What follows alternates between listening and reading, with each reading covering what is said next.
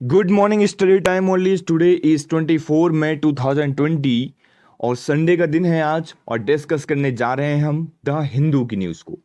तो यहाँ हम हैंड रिटन की नोट्स की मदद से जो भी इंपॉर्टेंट न्यूज़ होंगी यहाँ पे वो डिस्कस करेंगे। जो जिन लोगों ने अभी तक चैनल को सब्सक्राइब नहीं किया हुआ है उनसे रिक्वेस्ट है कि वो जल्दी जल्दी चैनल को सब्सक्राइब कर दीजिए और लेक्चर को लाइक कर दीजिए और शेयर कर दीजिए। इसके बाद एक छोटी सी इंफॉर्मेशन कि हम लोग एक करंट अफेयर्स का सेशन अलग से लेके आते हैं जिसके अंदर एमसीक्यू के थ्रू आपसे करंट अफेयर्स को सॉल्व करवाया जाता है। यहाँ पे हम डिस्कस करते हैं। स्टैटिक एमसीक्यू का अलग पार्ट आता है। जो ईयरली करंट अफेयर्स जो हमारा रहा है उसके लिए अलग से हमने एमसीक्यू तैयार किए हुए हैं, तो उसकी सीरीज अलग चल रही है। आप प्लेलिस्ट में जाके एक बार जरूर से जरूर देखिएगा, बहुत अच्छे क्वेश्चंस हैं।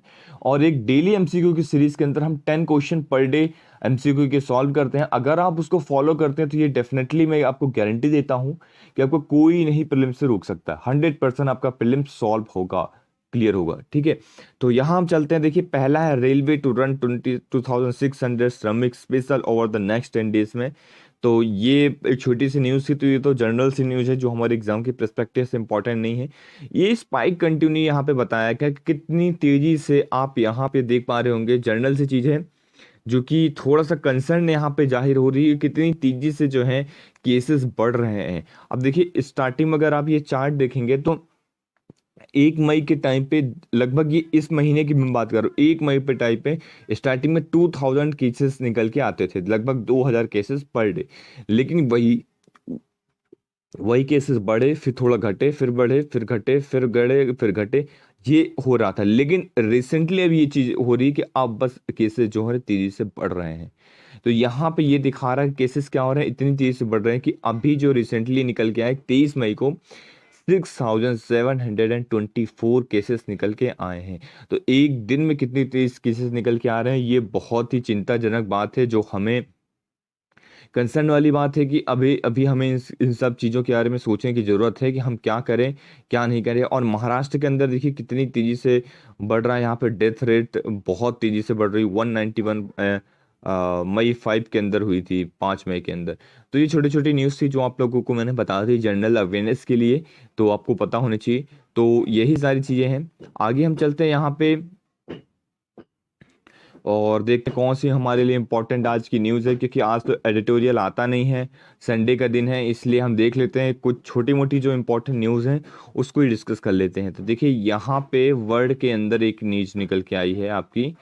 तो वर्ड के अंदर ये वर्ड सेक्शन में पेज नंबर 9 पे China suggest shift in BRI। तो चाइना यहाँ पे सजेस्ट किया है शिफ्टिंग, जो BI belt and road initiative है उसकी उसकी बात की जा रही है। तो आपको मैं यहाँ पे ये फोकस करवाता हूँ। आई थॉट कि आपको दिख रहा होगा। ये हो गया। तो अगर ये नहीं दिख रहा तो मैं अपने हैंड रिटन नोट्स में भी इसको समझा दूंगा अच्छे से। तो ये किस तरीके से शिफ्ट करने की बात कर रहा है कि बेल्ट एंड रोड इनिशिएटिव को शिफ्ट करेगा, क्या करेगा, वो सारी चीज़ें। अब ये क्योंकि बेल्ट रोड इनिशिएटिव इंपॉर्टेंट हो जाता है तो इसको हम डिस्कस करेंगे। फिर हम क्या डिस्कस करेंगे, देखिए इसके अंदर फिर एक जो हमारा है आर्टिकल, ये इस पेज में है। ये इश्यूज जो निकल के आता है ना कि what explain the India China border flare up. तो इंडिया चाइना बॉर्डर जो इशू निकल के आ रहा है उसके बारे में हम देखेंगे। वैसे ये सारी चीज़ें इंडिया चाइना का बॉर्डर के इशू, जो इंटरनेशनल जो भी करंट अफेयर्स होते हैं उसके लिए मैं अलग से लेक्चर बनाता हूँ, अलग से एक सेशन है, तो उसको आप जरूर जाके देखिएगा। बहुत डिटेलिंग में वहाँ डिस्कस किया जाता है, ना कि सिर्फ द हिंदू के बल्कि इंटरनेशनल सभी न्यूज़पेपर को उसके अंदर कवर किया जाता है। और साथ में कुछ इंपॉर्टेंट वेबसाइट जैसे IDSA हो गई और ORF की वेबसाइट्स हो गई, जो इंपॉर्टेंट वेबसाइट्स हैं जो कि आपको फॉलो अप करना चाहिए। और किसी वजह से अगर आप फॉलो नहीं कर पा रहे तो उसकी सारी इंपॉर्टेंट चीज़ों को मैं निकाल के आपको समझाता हूँ। तो जरूर से जरूर देखिएगा उसको। लास्ट में हम डिस्कस करेंगे new plant species found in Western Ghat. तो सबसे पहले हम यहाँ से शुरू करते हैं, new plant species found in Western Ghat से। और क्योंकि ये यहीं पे है तो यहीं की यहीं हम इसको खत्म कर देते हैं देख के। देखिए, 3 स्पीसीज आप यहाँ पे फिगर देख पा रहे हैं बहुत अच्छी तरीके से। इनके नाम आपको याद रखना है, यूजेनिया स्फेरोकार्पा जो है ये एक स्पीसीज है जो कि निकल के आई। ये वेस्टर्न घाट, आप सबको पता होगा वेस्टर्न घाट किधर है।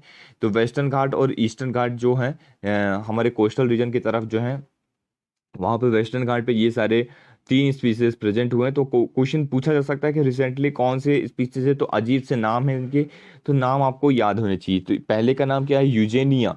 तो यूजेनिया का आप बस नाम याद रखिएगा, ये यूजेनिया है, व्हाइट कलर का होता है, इस टाइप से फ्लावर दिख रहा है ये।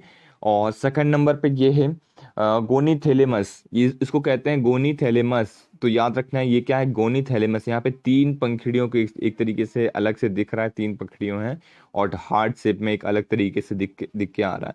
तो इसे हम कहते हैं गोनीथेलेमस। क्लियर हो गया। और गोनीथेलेमस सेरिसेस, तो गोनीथेलेमस कहते हैं इसको। नेक्स्ट है आगे इसमें मैमिसिलोन। तो ये कहते हैं मैमिसिलोन है ये, तो इसको भी आपको याद रखना है, ये मैमिसिलोन है, ये छोटे छोटे फूल टाइप के होते हैं। तो ये एक तरीके के नए स्पीसीज फाउंड हुए वहाँ पे देखे गए हैं। तो अभी इसके बारे में काफ़ी रिसर्च चल रही है, और क्या निकल के आता है आगे जब आर्टिकल्स आएंगे तो वहाँ पे भी हम डिस्कस करेंगे कि इसके अंदर कौन कौन सी चीज़ें जो है निकल के आ रही हैं। तो काफ़ी इंपॉर्टेंट हो जाता है, आपको उसके बारे में बहुत अच्छे से ध्यान रखना है। इनका तीनों का नाम को आप चाहें तो लिख सकते हैं। और फिगर तो आप एक बार देख ही लिए हैं, एक बार और अच्छे से मैं जूम कर देता हूं, उसको ध्यान से देख लीजिए। इसको कहते हैं यूगेनिया, यूजेनिया इसको कहते हैं, इसको गोनीथेलेमस कहते हैं, और इसे कहते हैं मैमिसिलोन। तो ये तीनों फ्लावर्स के नाम आपको याद रखने हैं। कौन कौन से हो गए, यूजेनिया, बार बार रिपीट करिए, थोड़ा सा डिफिकल्ट नेम है, बट अगर आप एक दो बार रिपीट करेंगे तो आपको बहुत आसान लगने लगेगा। यूजेनिया के नाम से हो गया, गोनीथेलेमस, देखिए यूजेनिया, गोनीथेलेमस और मैमिसिलोन। तो बस इस तरीके से आपको याद रखना है। चलिए हम अपने आर्टिकल की ओर पहुंचते हैं। यहाँ पे अब बेल्ट एंड रोड इनिशिएटिव की अगर हम बात करते हैं तो इसे लॉन्च किया गया था 2013 के अंदर। इसको आपको याद रखना है। इसके अंदर मेनली 2 प्रोजेक्ट्स इसके अंदर इनिशिएट होते हैं। कौन कौन से, एक होता है सिल्क रोड इकोनॉमिक बेल्ट है। अब हम देखेंगे कि सिल्क रोड इकोनॉमिक बेल्ट कैसा है फिगर में। फिर है मैरीटाइम सिल्क रोड। तो एक है सिल्क रोड इकोनॉमिक बेल्ट, एक है मैरीटाइम सिल्क रोड, MSR इसे कहते हैं। क्लियर हो गया। तो ये 2 प्रोजेक्ट इसके अंदर आता है बेल्ट एंड रोड इनिशिएटिव के अंदर। इसका जो ऑब्जेक्टिव है क्या है, ट्रेड को बढ़ाना, ट्रेड को बूस्टअप करना, नेटवर्क को बढ़ाना, और इन्वेस्टमेंट को बढ़ाना, इंफ्रास्ट्रक्चर को मजबूत करना, और इन सारी चीज़ों में नेटवर्क क्रिएट करना। तो ये इसका एक बहुत बड़ा पार्ट है, ऑब्जेक्टिव है। CPEC की अगर हम बात करते हैं, चाइना पाकिस्तान इकोनॉमिक कॉरिडोर की, तो ये POK रीजन से पास होता है। इसके वे कंसर्न हमने प्रीवियस लेक्चर में बहुत ही डिटेल में डिस्कस किया हुआ है कि चाइना पाकिस्तान का हमारा क्या कंसर्न है। उसके ऊपर हमने क्वेश्चंस भी बहुत अच्छे से डिस्कस किया हुआ है। चलिए मैं आपको फिगर के माध्यम से इसको समझाता हूँ कि क्या क्या चीज़ें हैं।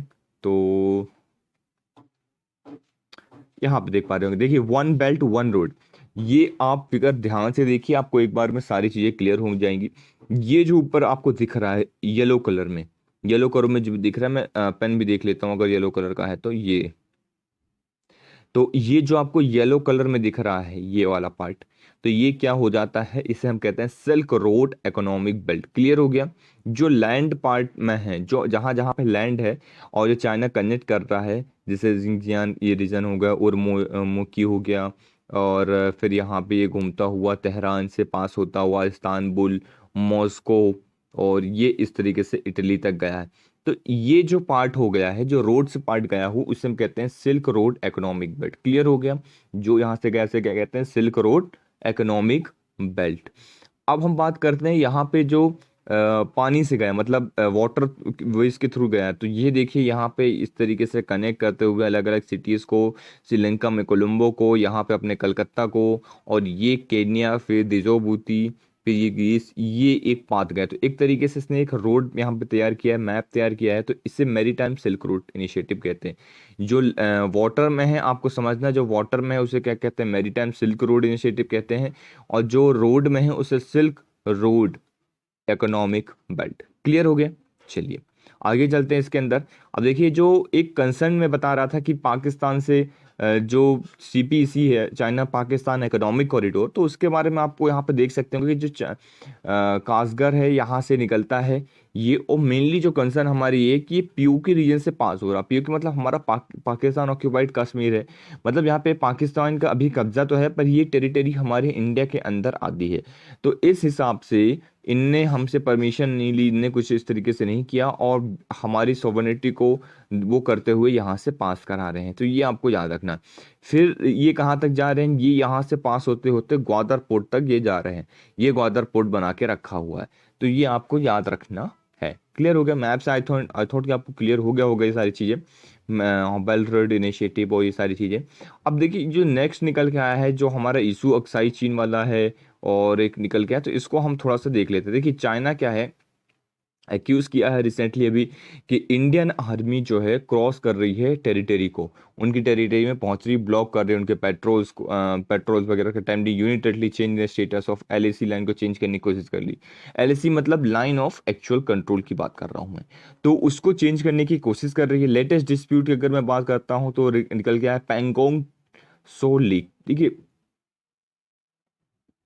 पैंगोंग सो लेक, अब इस रूट के अंदर इस ये जो पैंगोंग सो लेक है, तो आपको समझना है पैंगोंग सो लेक के अंदर क्या है, यहाँ पे ये लेक है, आपको ध्यान से देखना है। मैं आपको थोड़ा सा जूम करके दिखाता हूँ इसको। ये हमारा कश्मीर का रीजन हो गया, ये पीओके वाला पार्ट हो गया, ये अक्साई चीन वाला पार्ट हो गया। अब यहाँ पे ये वाला चीज़ है, ये डिस्प्यूटेड एरिया है। तो ये क्या है डिस्प्यूटेड एरिया, फिगर के माध्यम से समझेंगे। अभी आप समझिए कि इसका जो 45 किलोमीटर का जो वेस्टर्न पार्ट है वो इंडिया कंट्रोल करता है, और रेस्ट ऑफ द पोर्शन कौन कंट्रोल करता है, चाइना कंट्रोल करता है। क्लियर हो गया? अब ये जो एलएसी की बात करता हूँ, लाइन ऑफ एक्चुअल कंट्रोल की मैं बात करता हूँ, ये इसके रीजन कैसे कैसे हैं। वेस्टर्न में इसको वो लद्दाख से कनेक्ट होता है, मिडिल में उत्तराखंड से, ईस्टर्न पार्ट में सिक्किम और अरुणाचल प्रदेश से।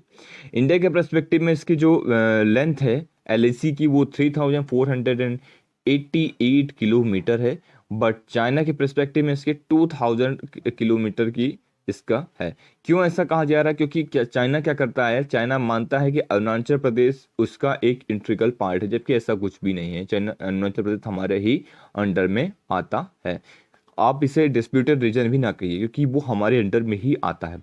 अक्साई चीन की मैं जो बात कर रहा था, ये देखिए यहाँ पे ये अक्साई चीन वाला पार्ट है, इंडिया है यहाँ पे। अक्साई चीन जो पार्ट ऑफ लद्दाख मानता है, 37,244 स्क्वायर किलोमीटर का ये एरिया है, इस एरिया की बात कर रहा हूँ।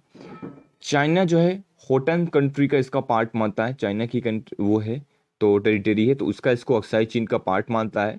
यहाँ से 219वीं जो है इसका नेशनल हाईवे रन भी होता है, जो कि कनेक्ट करता है इसको तिब्बत ऑटोनोमस रीजन से। जॉनसन लाइन की अगर मैं बात करता हूँ 1865 में जॉनसन लाइन, अब मैं आपको जॉनसन लाइन को फिगर से दिखाऊंगा, बहुत अच्छी तरीके से आपको क्लियर हो जाएगा। 1865 में Aksai Chin in Kashmir when the China didn't control Xinjiang, तो जॉनसन लाइन को पुट किया जाता है किसके किसके बीच में, ब्रिटिश और अक्साई चीन जो है कश्मीर रीजन में दे दिया जाता है, और ये जॉनसन लाइन को बनाया जाता है। जो रिसेंटली अभी हम देखते हैं ना, इस तरीके से जो हमारी लाइन है वो है, उसी को हम जॉनसन लाइन कहते हैं। तो अक्साई चीन जो है कश्मीर के अंदर, उसे जॉनसन लाइन कहते हैं। और व्हेन चाइना जो है जब जिंगजियांग रीजन को कंट्रोल नहीं करता था तब ये चीज़ हुई थी, तो ये आपको याद रखना है। इसलिए वो जॉनसन लाइन को नहीं मानता। वो किस लाइन को मानता है, मैकार्टने मैकडोनाल्ड लाइन। अब ये 1899 में खींची गई थी मैकार्टने मैकडोनाल्ड लाइन। इसके अंदर ब्रिटिश जो है पुट करता है अक्साई चीन को चाइना के अंदर, लेकिन उस टाइम पे अक्साई चीन के जो भी हेड थे उनको नोटिस भेजा जाता है, और उस नोटिस का कोई भी रिस्पांस नहीं आता है। तो जब उसका रिस्पांस नहीं आता है तो ऐसा बताया जाता है कि चूंकि उसका रिस्पांस नहीं आता है इसलिए इंडिया इसको मानता नहीं, क्योंकि वहाँ पे उन्होंने, गवर्नमेंट ने कुछ नहीं बोला कि हाँ या ना, क्या उनको कुछ दिक्कत है, या हो सकता है मे बी पॉसिबल कि वहाँ तक वो चीज़ें पहुँची ही ना हो, उनको जो नोटिस है। तो ये सारी चीज़ें आपको इसलिए याद रखनी होगी। अब हम यहाँ पे डिस्कस करते हैं बहुत अच्छी तरीके से। देखिए आप यहाँ पे देख पा रहे होंगे लाइंस को, ये जो लाइन है, ये लाइन क्या है, मैकडोनाल्ड लाइन, जिसे चाइना मानता है। लेकिन ये जो ब्लू कलर की लाइन है, ये जॉनसन लाइन है, जिसे हम मानते हैं। क्लियर हो गया पॉइंट? अब जो डिस्प्यूटेड वाला रीजन है उसको हम समझने की कोशिश करते हैं। देखिए जब एक तरीके से लड़ाई हुई थी, वॉर हुआ था, तो वॉर के टाइम में यहाँ तक आ गए थे। तो अब इसकी वजह से क्या हो रहा है कि ये जो पास है ये लगभग 10 किलोमीटर का एरिया है। चाइनीज लाइन ऑफ परसेप्शन जो है ये यहाँ तक है, कि वॉर के टाइम में वो यहाँ तक आ गए थे, लेकिन हम इसको यहाँ तक मानते हैं। इसलिए ये जो रीजन है ये थोड़ा सा दिक्कत कर रहा है, रीजन जॉनसन लाइन। तो ये आई थॉट आपको क्लियर हो गया होगा। ये जो रीजन है कितने का है, 10 किलोमीटर यहाँ पे जो दोनों के बीच में डिस्टेंस है, तो ये आपको समझना होगा। यहाँ पे इंडियन आर्मी का पोस्ट भी है, आप यहाँ पे देख सकते हैं। आईटीबीपी का पोस्ट यहाँ पे इंडो टिबेटन बॉर्डर पुलिस का है। तो छोटे छोटे इन्फॉर्मेशन है, एक बार आप देखते चलिए, ऐसा कुछ खास इसके अंदर नहीं है जो आपको रटने की जरूरत है। बस आप मैप में उसको अपने माइंड में बना लीजिए कि कहाँ से क्या चीज़ें हैं। क्लियर हो गया पॉइंट? तो यही सारी चीज़ें थी। अब इसके अंदर एक छोटा सा इन्फॉर्मेशन और है कि वर्ल्ड टर्टल डे कब मनाया जाता है। तो 23 मई को, कल ही इसको मनाया गया था, वर्ल्ड टर्टल डे।